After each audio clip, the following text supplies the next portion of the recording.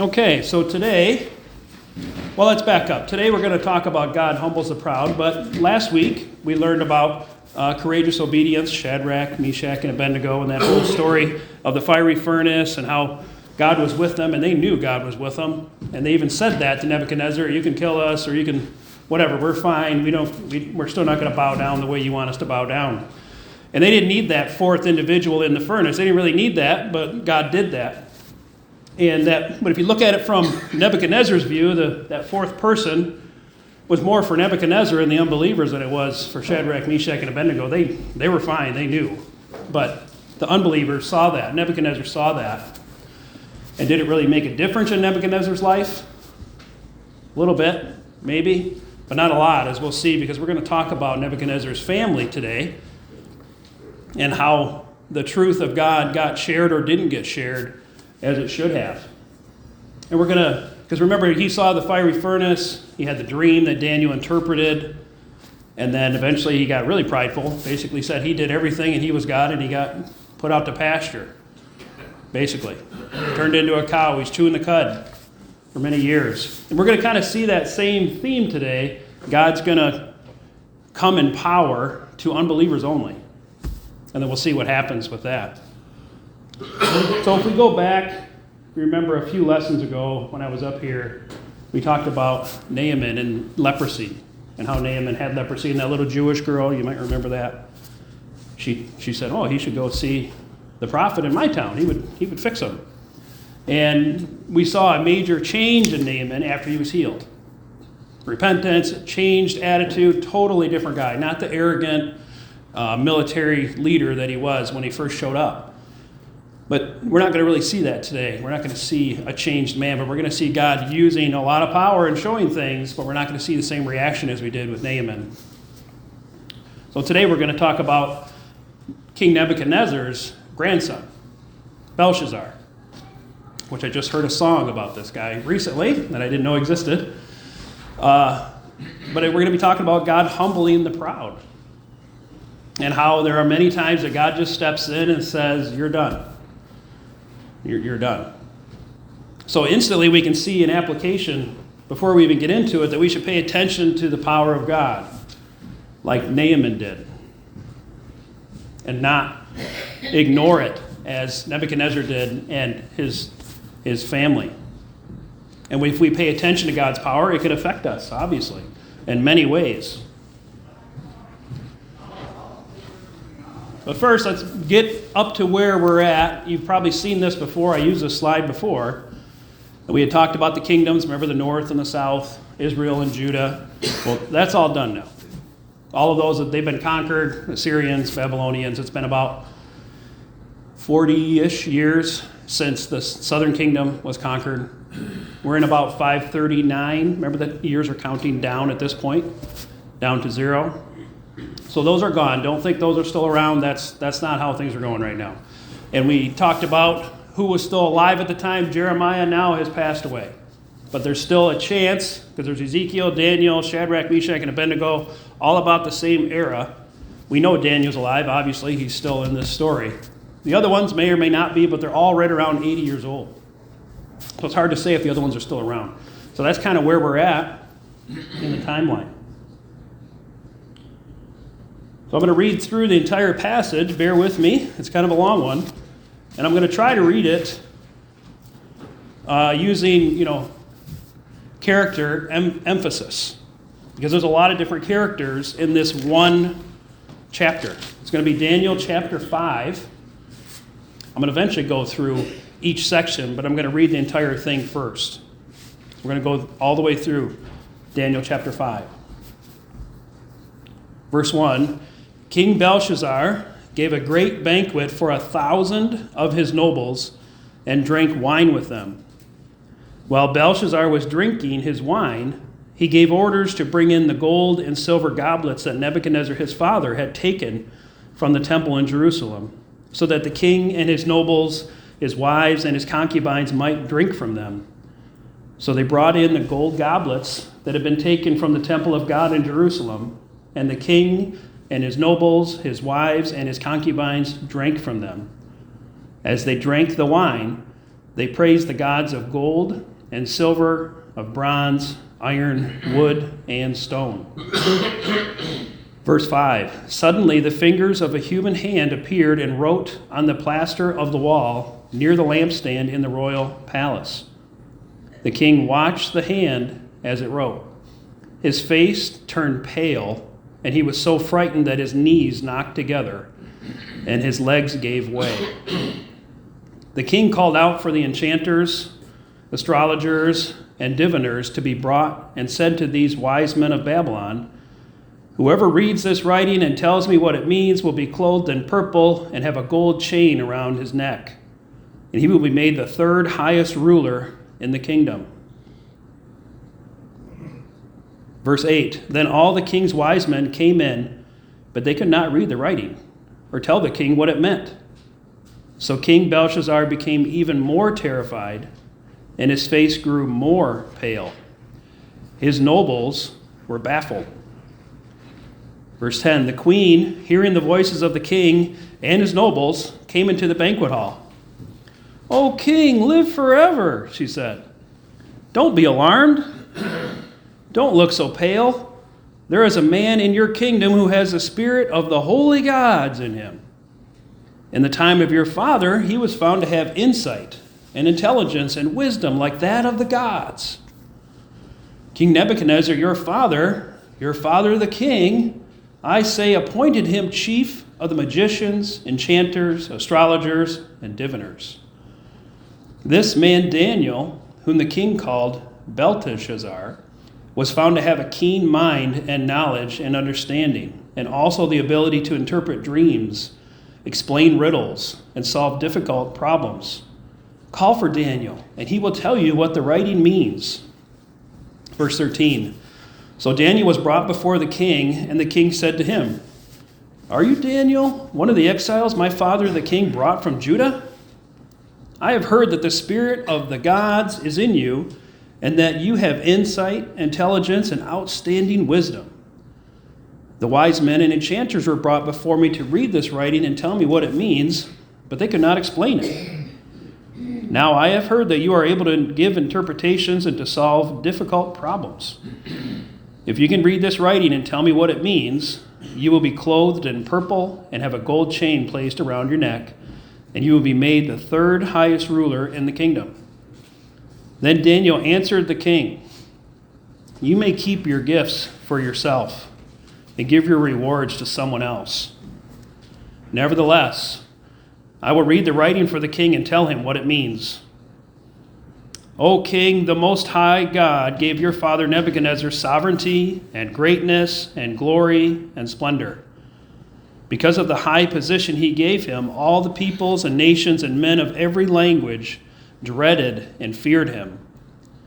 Those the king wanted to put to death, he put to death. Those he wanted to spare, he spared. Those he wanted to promote, he promoted. And those he wanted to humble, he humbled.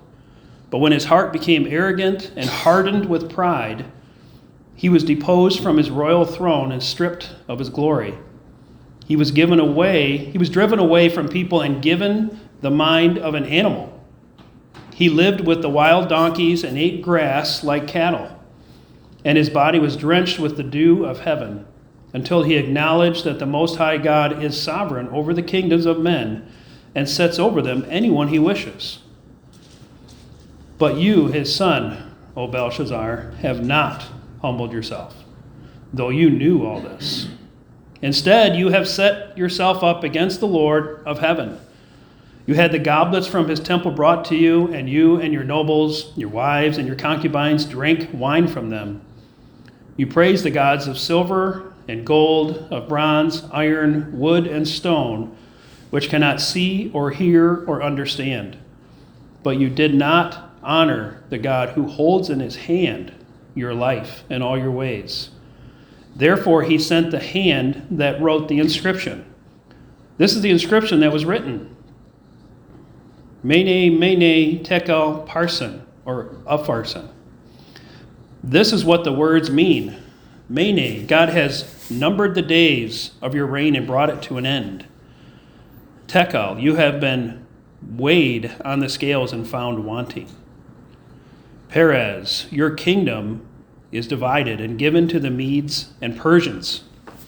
Verse 29, then at Belshazzar's command, Daniel was clothed in purple, a gold chain was placed around his neck, and he was proclaimed the third highest ruler in the kingdom. That very night, Belshazzar, king of the Babylonians, was slain, and Darius the Mede took over the kingdom at the age of 62. Well, that's the story that we're going to go through today. If you just picked up a few things, we're going to get to it. If there's a couple things that stuck out to you, don't worry. They stuck out to me, too, when I was reading it, and we're going to get to it. But you see right away in verse 1 that he has a blasphemous banquet. A what? Blasphemous banquet. Okay. They weren't telling you euchre, were they? They might have been. I don't know. But they added some things that weren't. But you guys had, 50 last night, and they had 1,000 at this party, if you can imagine. And why was it blasphemous? Because they desecrated the sacred vessels for false worship. Now, first of all, Nebuchadnezzar stole them, destroyed the temple. That was already wrong. That had already happened in the past. But at least Nebuchadnezzar wasn't using them. They were just kind of sitting on a shelf somewhere. But his grandson, as we'll see, and we'll explain that in a little bit, decided to use them for false worship. And God says, time's up. That's enough. And he's going to step in and do something. Which is a little scary if you think about it. So 5 through 7, we see, like I said, that God's power is scary. And the fear of God and the awe of God should be in our lives too, even as ones who follow God. We should still remember that God is extremely powerful, more than we can even imagine. He could have just wiped them all out, but he chose to use a human hand and give a message to them first. He could have did either one. And we see that it's especially scary to unbelievers. We see that the king's knees were knocking. It's kind of funny. And then what did he do? It said his legs gave way. It's kind of like a really small image of every knee shall bow, every tongue confess. This really rebellious king, when just confronted with probably a floating hand, I would say, was enough to knock him down.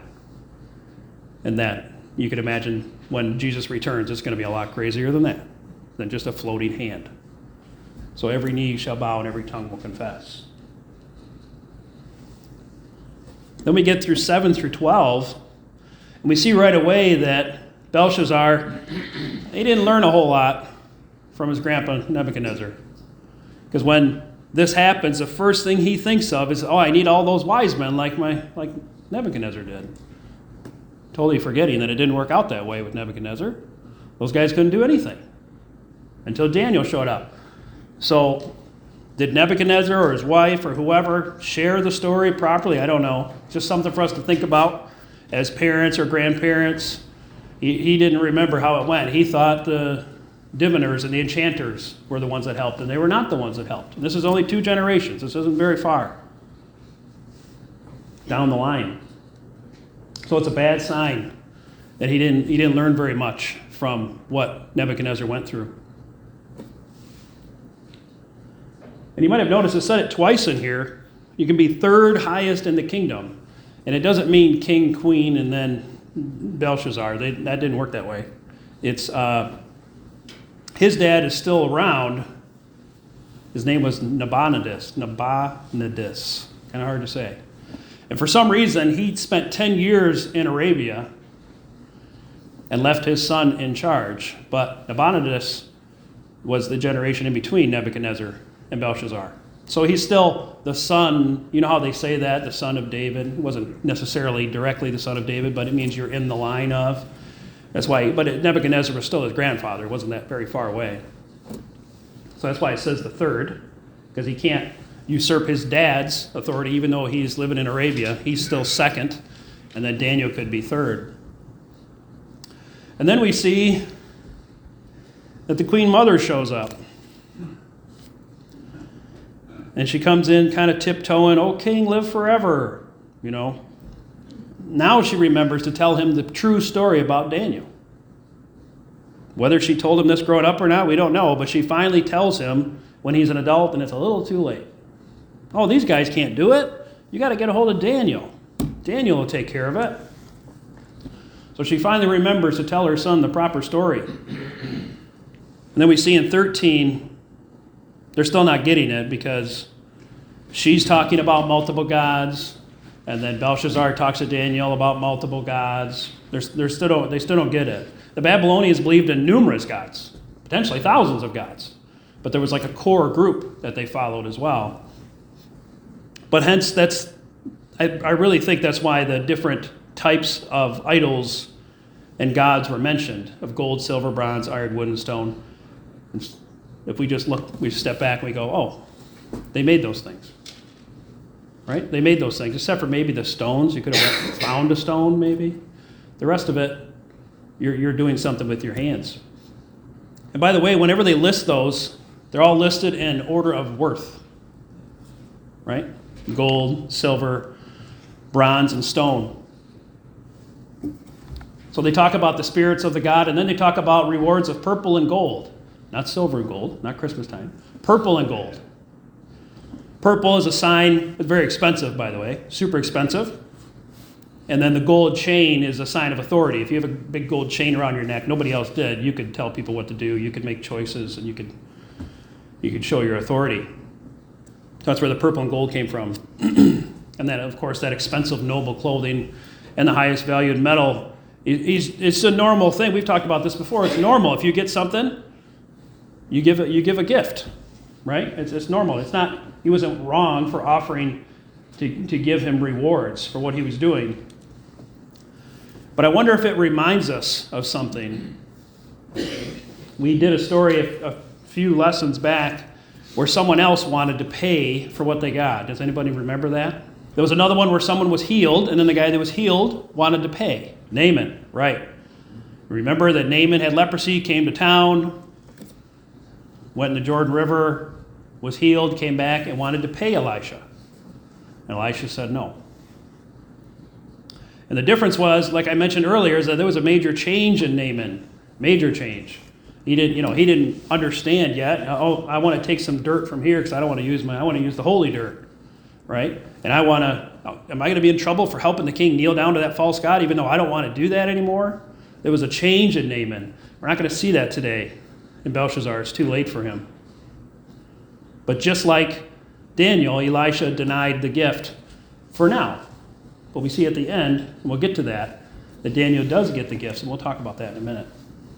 So we see in verse 18 where he says that this is not the way Daniel's telling the story, and this is not the way Belshazzar was told the story, right? He's given him very clear stories about his grandfather, and that I don't think Belshazzar heard it this way. Talking about him he probably heard that he was a cow for 7 years. Probably didn't hear that, well, he was that. He wasn't just punished. It wasn't just the gods coming after him. He was prideful. And he was stiff-necked. And he didn't repent. It says at the end of Daniel 4, Daniel says to Belshazzar, is it Belshazzar? Let me go back. No, he says it to Nebuchadnezzar at the end of chapter 4. He tells him to renounce his sin or repent. Renounce is actually even harder. It's like rip away. He doesn't tell him, he doesn't know that. It's like your grandfather went through this because of his pride and because of his sin and his arrogance. But now he's learning the truth from Daniel. So Daniel tells Grandpa Nebuchadnezzar's story properly this time, inspired by God, not from the queen mother or whoever else who probably didn't tell the story right. And they just listed the God of Israel as one of their other gods. Oh, he seems to be a little more powerful, but you never know, that might change. Let's just keep seeing what happens. We'll worship this God a little bit more, and maybe this one will come around. They didn't understand that there was only one God. And then in verse 22 is when he finally gets to Belshazzar. Now it's his turn to find out. First, he gives him the proper background of Nebuchadnezzar. And now he gets to Belshazzar himself. And you might remember when Nebuchadnezzar was done being cattle or whatever, that he did say proper things about God. But we don't have any other, besides that, we don't have any other record of him maybe living for God, but he was definitely saying, oh, this is the one God. But we don't really know. This is all we have, really, is that the daughter or daughter-in-law and the grandson are still not following God. Even after all that they heard and seen that he went through, they're still following the false gods. It's hard for us to imagine if your father or grandfather, which you probably knew or knew of, was chewing the cud for 7 years and it didn't affect you. It's hard for me to imagine that. I'm not trying to be haughty or whatever, but it's hard for me to imagine. I knew both my grandfathers. If they were forced to do that and then they kind of repented and talked about the one true God, I would remember that and say, man, I don't want to do what they did. But whether or not the story was told properly to Belshazzar, we don't know. But either way, they don't seem to care about what he went through. And then as you read the story, before you get to 22, I believe. Yes, 22. Before you get there, you don't really know if Belshazzar knew properly what happened to his grandfather and all those. But then Daniel says, you knew all this. He just ignored it. I was giving him the benefit of the doubt when I was reading this. Maybe, the family didn't really tell him, and that's kind of what we've been talking about. But then Daniel says, no, he knew this. You knew this, and you didn't care. So that's the reality, is that he did know. And then they get to talking about the goblets, and that they were praising the gods again of silver, gold, bronze, iron, wood, and stone. And then Daniel adds a little bit, which God always does this, which cannot see or hear or understand. Those gods are not real. They can't see or hear or understand. But you, Belshazzar, you can see, hear, and understand, and you still don't care. He disregarded what had happened in his family. He disregarded God and the sacred goblets. If you think about it, you think, why do the goblets really matter? Well, they do matter because God very specifically wanted his temple, even his tabernacle, before that set up properly, and he wanted things a certain way, and it was for a long time. And then Nebuchadnezzar came in and wiped it all out and stole things from there. Right? I mean, it's stealing, right? We get that. But this was something specific that God had wanted in a certain place, and it was very offensive to God that they did that. And in verse 23, it's one of the stronger statements in this entire story. Right at the end of 23, it says, "But you did not honor the God who holds in his hand your life and all your ways." Indeed. He disregarded all of that. The knowledge that we have of God should humble us, not make us prideful. Especially because he says, you hold this goblet. You hold this goblet. That's not even yours, it's stolen. But God holds your entire life. You're just holding a little bit of wine. Right? I mean, he just doesn't understand the comparison. Something for us to, sometimes these characters in the Bible are for us to say, I don't want to be anything like them. Not even one area. I don't want to be I don't want to be like a king Belshazzar at all. Now, Nebuchadnezzar, you could say, well, he went through all this stuff and then he said some good things about God. Okay, Belshazzar, there's none of that. None. Our knowledge of God should humble us. Yeah, so if you just think about it, God has you in the palm of his hand, if you want to go back to an old song, right, in the palm of your hand, and he could just let you go, dump you out of the goblet. Something to think about, the fear of God. Okay, so let's go through these words that were written on the wall. First of all, this is just something I thought of. This is my attempt at humor. We're going to read a passage that was inspired by God and written by a human hand to humans about a human hand that God used to write a message to humans. If you think about it, that's what's going on. Anyways, I see that didn't work out too well. So verse 25 is where we get to the details of the words that were written on the wall. And remember, Daniel's job is not to just say, that. It's that word. Because, Daniel can read it. Belshazzar, none of his nobles can read it. He's also going to tell him what it means. Daniel's going to give him the story that led up to it. Daniel's not just going to tell him what the word means. He's providing judgment.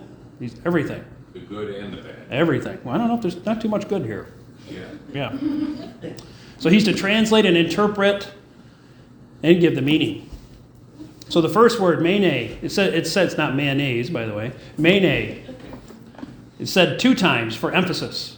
Mene. When they do that anywhere in the Bible, truly. Anytime you hear something twice, there's an emphasis. It's not only a large chunk of value of something, it also means numbered. So it has double meaning. So the numbered is one that you're going to focus on, but it also is a unit of value. Unit, not necessarily of money, but a unit of value. And that one said twice. And then tekel, which Daniel says you have been weighed on the scales and found wanting. That's a shekel. And you've heard of a shekel before, probably. 30 shekels right? But it means weighed also. We always go through this when you read Aramaic, Hebrew, Greek. It's way deeper than the English languages. Way deeper. We're kind of spoiled learning English and just living in English because we have like one word that just means that. There's no, whether it's the emphasis, whether it's used for males or females, or if there's other words with it. All those things apply in other languages. It doesn't really apply in ours. So you always have double meaning at least with the words in the Bible. So you've got numbered and weighed. And the last one takes a little more explanation. Because originally it's used plural on the wall, and then when Daniel explains it, it's singular. But it's the same word overall. Apharsin or Perez means divided. And there's like a potential play on words here as well. Yeah, it means a half, it's broken or divided. But there's also a potential play on words here because the word, you see the word P-E-R-E-S, very close to Persian. Who's going to take them over? Medes and Persians. That's kind of, not sure about that one, but there's potential. So there's deep meaning here, very deep meaning. And this is probably the way you may have heard it before, and as I heard it in a song this morning, thanks to Dennis. You are weighed, measured, and found wanting. If you want to sum it up, that's what God's saying through Daniel to Belshazzar. You're wanting in the balance because things don't measure up for you. Now, this has nothing to do with him don't think this is earning a salvation. It's not like that. Belshazzar is not a saved man. But he is leading a whole people down a terrible road. He's got 1,000 nobles because, he had a big area. His area wasn't as big as Nebuchadnezzar's that he ruled, but it was still pretty big. And he's got 1,000 nobles. They're probably from all over the place. And they're going to take this attitude of, we just used Jerusalem's goblets and drank wine and whatever, who cares? And God said, no, that's it. You're done. It's not something we want to hear God say to us. And I'm not saying anyone here will, but it's scary to think about that. And there's only one reaction. This is interesting. This is the only time we see Belshazzar do something right. It's just before he dies. So in 29, this is where Belshazzar actually does something right. He's true to his word. He what? He's true to his word. Even though Daniel rejected it at first, Daniel's not going to reject it this time, and there's a reason behind that. But Belshazzar gives him the purple, probably a big long coat, and the gold chain. And Another attempt at humor. The irony is heavy here. Iron-y, sorry. Because there's another kind of play on the story going on. Belshazzar is giving power to Daniel. That gold chain means he's third in command now. He could tell all those nobles to leave. He could tell all those enchanters, kill him. He could do that. He's given the power to Daniel, but all that power is going to go away that day. Even Daniel's power is going to go away that day because that whole kingdom is going to go away, and Daniel's not even going to be having third in command power anymore. Daniel didn't want a potential bribe in the beginning.